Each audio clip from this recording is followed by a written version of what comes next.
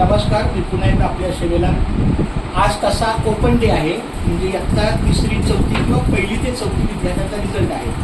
काल पण झाला, पण काल ज्या पालकांना येता आलं नाही, हा उशीर आलं. सगळ्यात पहिलं म्हणजे हा चौथीचा विद्यार्थी आहे आणि इथे शाळा चौथीपर्यंत आहे. चौथी पास झाल्यावर आम्ही कुठल्याही पालकाच्या हातात दाखला देत नाही. इयत्ता चौथी पास झाला की आमची शाळा एका दुसऱ्या शाळेशी कनेक्टेड आहे. त्याला म्हणतात संत कथाया शाळा, इमारत शाळा आहे, बिल्डिंग शाळा, त्याला मोठी शाळा म्हणतात. तिथं 5वी ते 10वीचे वर्ग आहे, 5वी पासून 10वी आणि आपल्याकडे 4थी पर्यंत आहे. तर त्याचा रिझल्ट तुम्हाला देणार, पास नापास झालं का नाही बघायला, पण बाकी त्याच्या शाळा सोडल्याचा दाखला डायरेक्ट तिथं जाणार. बरोबर आहे. तर आता आर्यन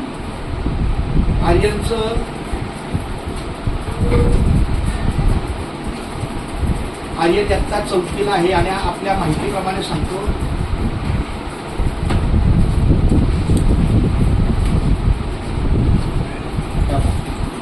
हा आर्यनचा प्रगती पुस्तक दाखला. इयत्ता चौथीच आहे. तिथं सगळे त्याचे नाव वगैरे वैयक्तिक माहिती आहे.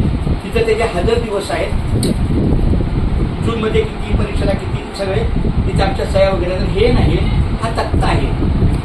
कारण आता 2009 सालापासून मुलांना श्रेणी द्यायची ठरलेली आहे. आता 6 महिला त्याला इथं B2 होती. आता B2 म्हणजे काय, तर B2 हे मार्क किती मार्कामध्ये असतात बघा. पण किती, हां किती ते किती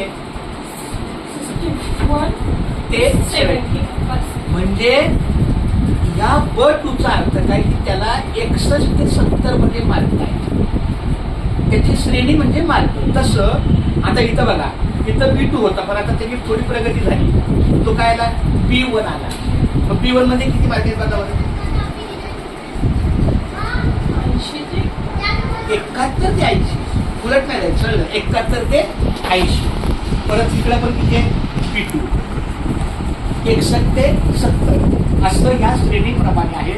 आणि इथं त्याचं वैयक्तिक काय केलं पाहिजे, थोडा तो कसा आहे या रिझल्ट. आणि इथं तुमची पालकांची सही. आता हे तू ह्या याच्यात हा 6 इथं